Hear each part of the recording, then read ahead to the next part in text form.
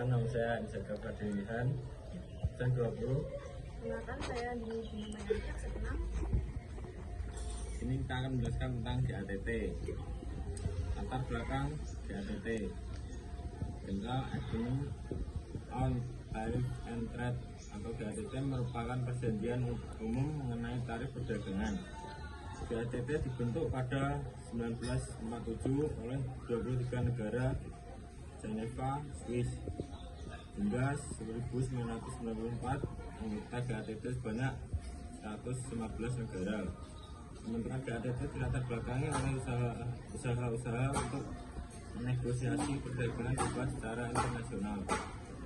Pembentukan GATT dibahas pada sesi pertama dalam Preparatory Committee of United Nations Conference on Trade and Employment pada 1946.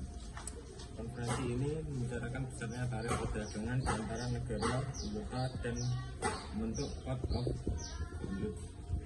Tujuan pembentukan GATT bertujuan untuk menciptakan iklim perdagangan internasional yang aman bagi pelaku bisnis serta mewujudkan liberasi perdagangan. Dalam buku Hukum Ekonomi Internasional dalam Era Global 2006 karya Rosidah Rahmawati dijelaskan beberapa tujuan GATT, yakni 1. Meningkatkan kesempatan kerja. 2.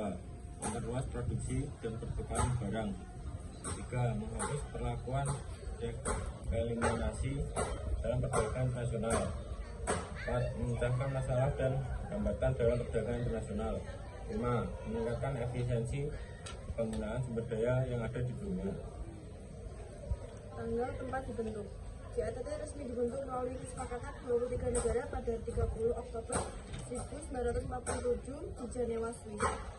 Usaha-usaha yang akan dilakukan: membantu negara-negara berkembang untuk memperbaiki regulasi perdagangan mereka dan menerapkan standar internasional yang relevan, membuka pintu perdagangan global dengan memperkuat perjanjian perdagangan multilateral, menyediakan platform konsultasi bagi pelaku bisnis dan badan pemerintah agar dapat bekerjasama memperbaiki proses perdagangan, mendorong negara-negara yang hemat sumber daya, terutama di Afrika dan Asia, untuk lebih terlibat dalam perdagangan global dengan memperbaiki sumber daya mereka serta dalam hal pemanfaatan energi terbarukan.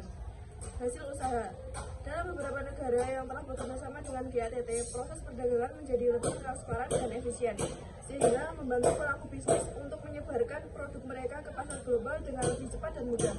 GATT membantu negara-negara anggota untuk mengembangkan kemampuan mereka dalam mengelola resiko perdagangan, sehingga membantu bisnis untuk mempercepat pengiriman barang dan membuka akses ke pasar global.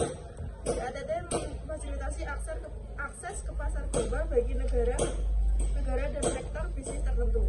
Dampak positif: meningkatkan pendapatan real masyarakat, kenaikan investasi, memperluas pasar, peningkatan produktivitas negeri, peningkatan devisa. Dampak negatif: memunculkan pola hidup konsumtif, rawan munculnya persaingan tidak sehat antar negara.